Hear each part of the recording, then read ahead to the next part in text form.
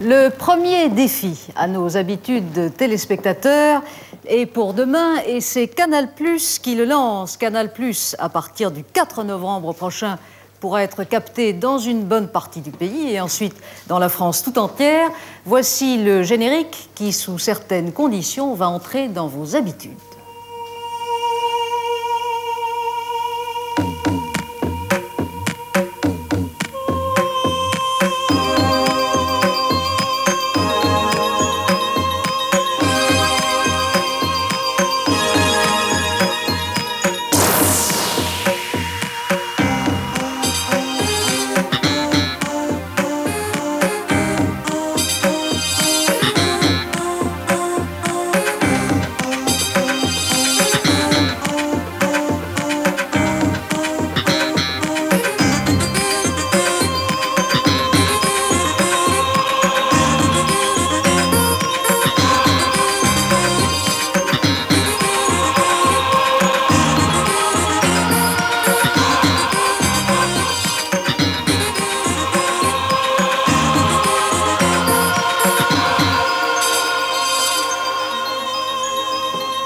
Pierre Lescure, bonsoir. Vous êtes le directeur des programmes de Canal+. Alors, qu'est-ce que vous nous proposez à part ce générique pour nous allécher? Oui, un générique qui est une forme de jingle, de bande qui passe en ce moment tous les après-midi de 14 h à 18 h pour tous ceux qui peuvent déjà capter Canal+. Que proposerons-nous à partir du 4 novembre? Eh bien, d'abord, des programmes qui seront diffusés 20 h sur 24 du lundi au vendredi et 24 h sur 24, des programmes non-stop durant le week-end. Ces programmes sont composés en bonne partie de cinéma, puisque à 40%, le programme proposé est composé de films. Il y a 6 films inédits à la télévision par semaine. Chaque film, un inédit par jour, 6 jours par semaine, étant programmé 6 fois en 14 jours. J'insiste là-dessus. Il n'y a pas moyen de le manquer, là. Ben, vous le dites avec le sourire, Christine, mais ce soir, s'il y avait un film sur Canal+, vous seriez en train de le manquer. Et si ce film était Network, par exemple, ça vous intéresserait de voir un peu les aventures de cette jeune femme. Alors, à part les films, Pierre, est-ce qu'il y aura des émissions originales sur Canal+? Ben, toute émission nouvelle est en elle-même originale. Vous savez, je crois vraiment, si j'insiste sur les films et sur la multidiffusion, c'est que ce n'est pas à vous que je dirais qu'on n'explique pas, on ne raconte pas la télévision.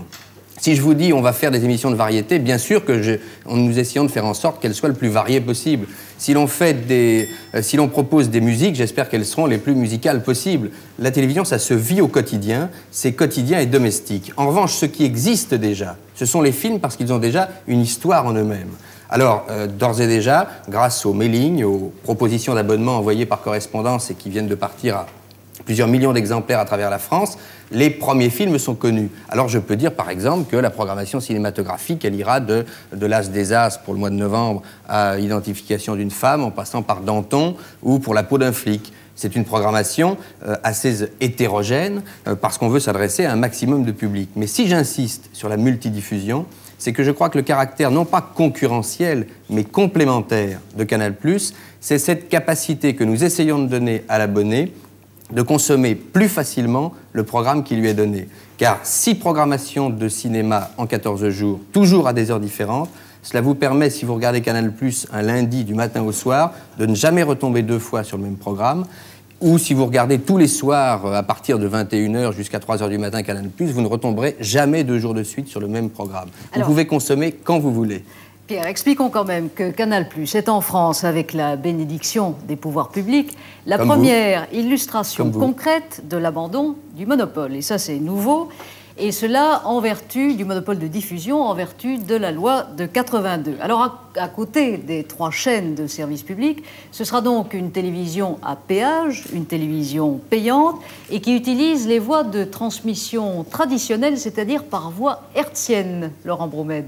Ce qui signifie, Christine, qu'il faudra une antenne. Ça a l'air stupide, mais si je vous en parle, c'est parce qu'actuellement, vous recevez Antenne 2 avec une antenne UHF, car la fréquence est UHF. Or, Canal+, avec la plupart de ses émetteurs, émettra en VHF. C'était avant la télévision en noir et blanc qu'on a recyclé pour la circonstance en couleur. Alors donc, si vous avez une antenne plutôt ancienne, je ne vous recommande pas celle-là, eh bien, elle ira, elle marchera très bien. En revanche, si vous avez une antenne toute nouvelle, eh bien, peut-être que vous aurez quelques adaptations à à faire. Enfin, eh bien, ma foi, si vous êtes près d'un émetteur, vous pourrez tout simplement vous contenter d'une antenne de table et ça marchera très bien. Alors maintenant, vous avez l'antenne, il vous faut l'image. Vous apercevez que cette image, elle est cryptée. Cryptée, c'est le terme idoine, il va donc falloir la décrypter avec un décrypteur. Le voici la bête, qui vous coûtera 420 francs, c'est une caution de 420 francs qu'on vous rembourse, comme toute caution, sauf si vous ne prenez qu'un engagement de 6 mois. Là, on vous donnera seulement la moitié. Et puis, il vous faudra payer 120 francs, que voici.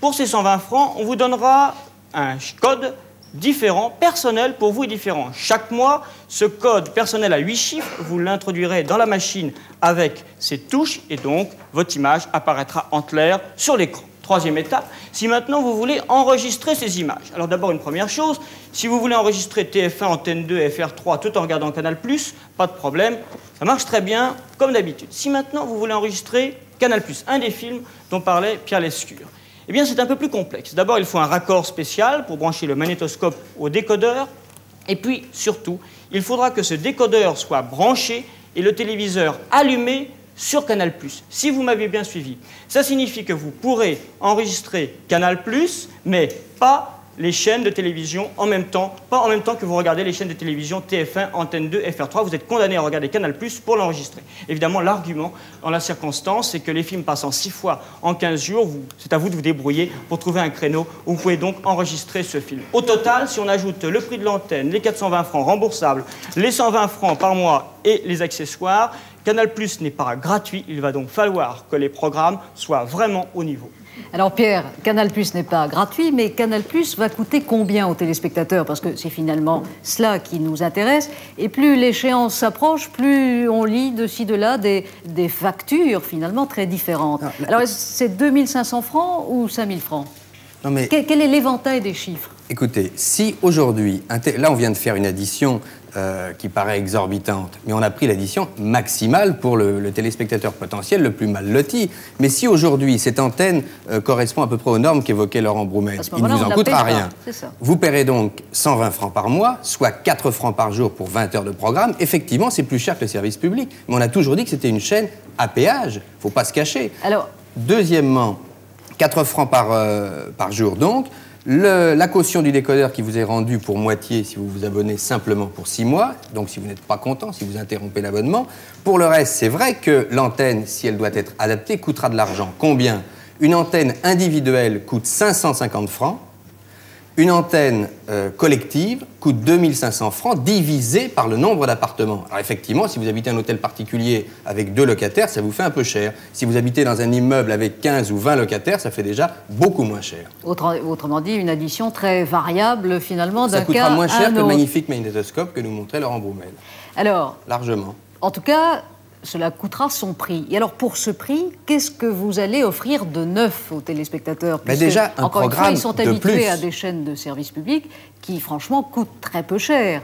Je crois que ça représente à peu près 2 francs par foyer. Non, mais vous faites une magnifique émission sur l'explosion de l'audiovisuel. Vous ne voulez pas quand même qu'on annonce que tout explose, mais qu'en plus, ça ne coûte pas 1 centime de plus. L'explosion des moyens audiovisuels, c'est comme l'explosion de l'épicerie fine. Ça coûte cher, mais ça coûte cher, ça coûte son prix. Dans l'épicerie fine, il y aura le caviar, les films. Non, mais on ne tape pas dans le caviar. Les films tels qu'on les a proposés, j'estime que c'est à la fois plus performant et plus pratique. Il y a du sport en exclusivité. L'accord vient d'être pratiquement conclu avec la Ligue du football professionnel pour les 25 matchs de championnat en direct par saison. Il y a effectivement des shows et un certain nombre de rendez-vous, mais qu'une fois de plus, je suis obligé de vous dire que ce n'est pas pour conserver des secrets. Je répète qu'en dehors des films qui ont déjà une vie en eux-mêmes, ou les rencontres sportives qui sont déjà programmées, pour le reste, bien sûr que je pense que les séries qu'on va proposer, les feuilletons qu'on va proposer seront particulièrement performants. Mais je trouve tout à fait logique que vous, comme tous ceux qui nous regardent, considèrent qu'il faudra juger sur pièce, parce que la télévision, ça se vit. Et donc, ce sera la surprise à partir du 4 novembre. Un mot encore sur vos finances.